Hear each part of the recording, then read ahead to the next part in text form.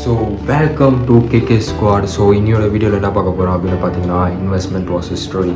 So இன்னையோட generation நிறைய பேருக்கு எனக்கு ஒரு மிகப்பெரிய கன்ஃபியூஷன்ஸ் அண்ட் வெல்த் மேக் பண்ணோம் அப்படின்னு சொன்னால் அதுக்கு என்ன வழி அப்படின்னு சொல்லி பார்க்க சொல்லப்போ நிறைய பேர் வந்து ட்ரேடிங் பண்ணு அப்படி இப்படி நம்ம ஃப்ரெண்ட்ஸ் சர்க்கிள் ஆகட்டும் சரி, இல்லை நீங்கள் இன்ஸ்டாகிராம் ஸ்க்ரோல் பண்ணிங்கட்டும் சரி, யூடியூப் ஆகட்டும் சரி, இன்வெஸ்ட்மெண்ட் பண்ணு ட்ரேடிங் பண்ணு அப்படின்னு சொல்லுவாங்க. ஸோ அப்படின்னா என்ன, இன்வெஸ்ட்மெண்ட் பண்ண ட்ரேடிங் பண்ணால் அது எப்படி காசு வரும், அது எப்படி ஒர்க் ஆகுது அப்படின்னு தெரிஞ்சதானே நம்ம அந்த விஷயத்தை பண்ண முடியும். ஸோ அதை பற்றி தான் இந்த வீடியோவில் பார்க்க போகிறோம். So welcome to my channel. So kindly subscribe my channel. So நீங்கள் இந்த மாதிரி சப்ஸ்கிரைப் பண்ண சொன்னா உங்களுக்கு இந்த மாதிரி ரிலேட்டடான வீடியோஸ்லாம் உங்களுக்கு பிடிச்சிருக்குன்னு சொல்லி அதுக்காக உங்களுக்கு சஜஸ்ட் பண்ணோம். தென் இந்த மாதிரி நிறைய லைஃப் யூஸ்ஃபுல்லான வீடியோஸ்லாம் வந்து உங்களுக்கு வரும். So stay tuned guys. So இப்போ என்ன பார்க்க போகிறோம் அப்படின்னு பார்த்தீங்கன்னா, first what is investment versus trading. ட்ரேடிங்னா என்ன, இன்வெஸ்ட்மெண்ட்னா என்ன அப்படின்ற ஒரு விஷயம் நமக்கு தெரியணும்ல. ஸோ பேசிக்காக ட்ரேடிங் அண்ட் இன்வெஸ்ட்மெண்ட் அப்படின்னு பார்க்குறப்போ ஒன்றுமே இல்லை, பெரிய விஷயம் இல்லை, சிம்பிளான ஒரு விஷயம் தான். இன்வெஸ்ட்மெண்ட் அப்படின்றது நம்ம வெல்த் அக்யூமுலேட் பண்ணுறதுக்கு சேர்த்து வைக்கிற ஒரு விஷயம்.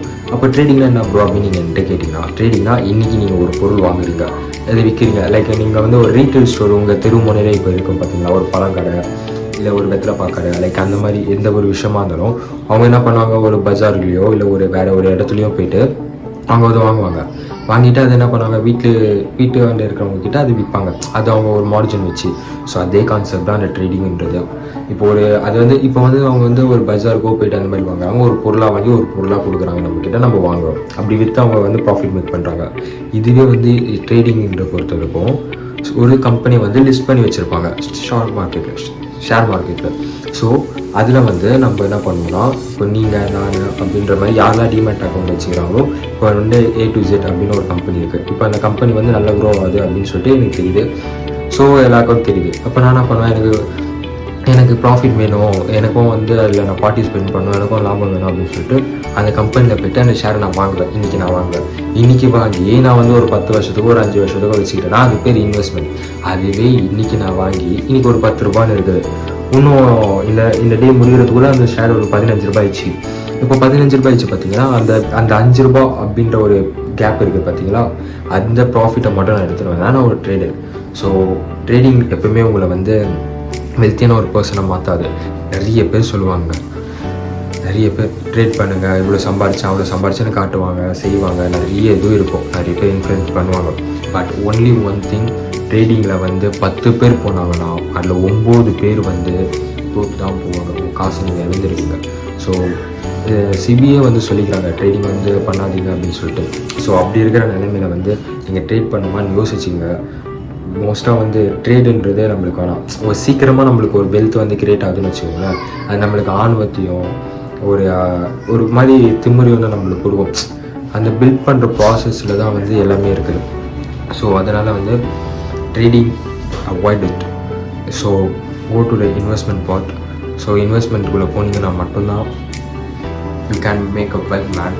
ஸோ இன்வெஸ்ட்மெண்ட் அப்படின்னு பார்க்க சொல்லப்போ நம்ம அதில் நிறைய கேட்டகரி வருது. நீங்கள் வந்து லேண்டில் இன்வெஸ்ட் பண்ணலாம், கோல்டில் இன்வெஸ்ட் பண்ணலாம், லைக் வந்து இந்த ஷேர் மார்க்கெட்டில் இன்வெஸ்ட் பண்ணலாம். இன்வெஸ்ட்மெண்ட்டாக வேறு எதுவுமே இல்லைங்க. இப்போ நீங்கள் ஒரு வேலைக்கு நீங்கள் போகிறீங்க, உங்களால் இப்போ போக முடியல அப்படின்ற பட்சத்தில் உங்கள் ஃபேமிலியை நீங்கள் ரன் பண்ணுறதுக்கு இப்போ நீங்கள் நின்று கூட அடுத்த ஒரு 10 வருஷம் கழிச்சோ இல்லை ஒரு 15 வருஷத்துக்கும் உங்களால் உங்கள் ஃபேமிலியை ரன் பண்ண முடியுதா? அப்படி நீங்கள் ரன் பண்ண முடிஞ்சிங்கன்னா நீங்கள் ஃபினான்ஷியலி சக்ஸஸ்ஃபுல் இன்றைக்கி. ஸோ அதுதான் வெல்த் அக்யூமுலேஷன் பண்ணிக்கோங்க. வெல்த்துன்ற பேரில் வந்து வெல்த்தே இல்லாத ஒரு விஷயத்த வாங்குறேன். லைக் வந்து என் கூட சுற்றுற பசங்களாகட்டும் சரி, எல்லோரும் சொல்லுவாங்க, வச்சு என்கிட்ட ஐஃபோன் இருக்குது, என்கிட்ட பைக் இருக்குது, ஸோ ஐ எம் வெல்த்தியஸ்ட் கை அப்படின்ற மாதிரி. ஸோ ஆக்சுவலி ஒரு விஷயம் சொல்லிட்டோம்னா, இந்த பைக்கு, காரு, இந்த ஐஃபோனு அதெல்லாம் வச்சு வந்து ஒரு பணக்காரன் அப்படின்லாம் மென்ஷன் இல்லை. இப்போது நீங்கள் ஒரு ஐஃபோன் வாங்குறீங்க, ஒரு ₹1,00,000 கொடுத்து, இப்போது அந்த நீங்கள் அந்த ஐஃபோன் வாங்கினா அந்த ₹1,00,000 உங்கள்கிட்ட இருக்கும். ஸோ அப்போ நீங்கள் ஒரு வெல்த். இப்போ அதுவே வந்து நீங்கள் அந்த ₹1,00,000 கொடுத்து ஒரு ஐஃபோன் வாங்கிட்டீங்கன்னா அந்த ₹1,00,000 உங்கள்கிட்ட இருக்காதுல்ல. நீங்கள் ஒரு பொருளாக நீங்கள் வாங்கிட்டீங்க, அத்தனை அந்த ₹1,00,000 உங்கள்கிட்ட இருக்காது.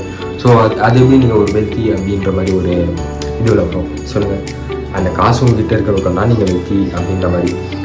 அந்த காசு உங்கள்கிட்ட போயிடுச்சுன்னா you are not a rich kind. So அதுதான் வந்து கான்செப்ட். அதுவே இப்போ பார்த்தீங்கன்னா, இப்போ ஐஃபோன் நீங்கள் வாங்குறீங்கன்னா நீங்கள் வெளியே எடுத்துன்னு வந்தோடனே 20% ட்ராப் டவுன் ஆகிடுமே. அது வந்து ஒரு அசட்ஸாகவே இதுவாகாது. ஸோ நீங்கள் accumulate your assets. It is the main thing you have to do in your 20s.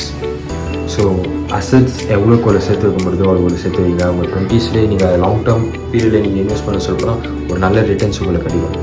So அதனால் நீங்கள் சீக்கிரமாக அவங்க அசட்ஸை சேர்த்துனீங்க. So buy for long term. இந்த ட்ரேடிங்னால வந்து நிறைய லாஸஸ் அப்படிலாம் நடக்கும். So kindly request for my subscribers and my family, do not go to trade and get to down in any state, any way. நீங்கள் விழுந்து போயிடாதீங்க எந்த ஒரு இதுலேயும். ஸோ அவங்க பண்ணுறாங்க இவ்வளோ லாபம் வருது, இவங்க பண்ணுறாங்க இவ்வளோ லாபம் வருதுன்னா உங்கள்கிட்ட அந்த ப்ராஃபிட்டை மட்டும்தான் காட்டியிருப்பாங்க. அதுக்கு முன்னாடி அவங்க எவ்வளோ லாஸ் பண்ணியிருப்பாங்க அப்படின்னு ஒரு விஷயம் உங்கள்கிட்ட காட்டியிருக்கவே மாட்டாங்க. ஸோ இப்பயும் சொல்கிறேன், never do trading, make investment that amount. நீங்கள் இப்போ இன்வெஸ்ட் பண்ணிங்கன்னா கூட அந்த அமௌண்ட் வந்து உங்களுக்கு ஃப்யூச்சரில் கிடைக்க நிறைய வாய்ப்பு இருக்குது. ஆனால் நீங்கள் அதை ட்ரேட் பண்ணிங்கன்னு வச்சுக்கோங்க, அது வந்து ஒரு கேம்பிளிங் மாதிரி தானே. இப்போ நீங்கள் வந்து இந்த A to Zன்ற ஒரு கம்பெனி இப்போ வளரும் நீங்கள் நினச்சி காசு போடுறீங்க இனி நாளுக்குள்ளே இல்லை ஒரு வாரத்தில். பட் வந்து அந்த கம்பெனி வளரவும் வாய்ப்பு இருக்குது, வளராமல் இருக்கவும் உங்களுக்கு வாய்ப்பு இருக்கும். அப்படின்ற பட்சத்தில் இதுக்கு நீங்கள் ஒரு ரிஸ்க் எடுக்கிறீங்க. ரிஸ்க் கேட்டு ரஸ்க்கு நீங்கள் சொல்ல வருவீங்கன்னு புரியுது. பட் வந்து அந்த பாதியாவுள்ள நேரத்தில் வந்து அந்த ரிஸ்க் ஏற்ற வேல்யூ உங்களுக்கு அதிகமாக கிடைக்காது. மார்க்கெட்டில் வந்து அப்படி தான். So investment, avoid the investment, avoid the trade, do the investment guys. Investment பண்ணுங்கள், சக்ஸஸ்ஃபுல்லாக இருங்க. உங்கள் 20ஸ்லேயே ஆரம்பிச்சிடுங்க இன்வெஸ்ட்மெண்ட்டை. So be a rock man in your 30s and 40s. So இதெல்லாம் இன்றைக்கி உங்கள்கிட்ட ஷேர் பண்ணணும்னு நினச்சேன். So see you when let's do you guys. Bye.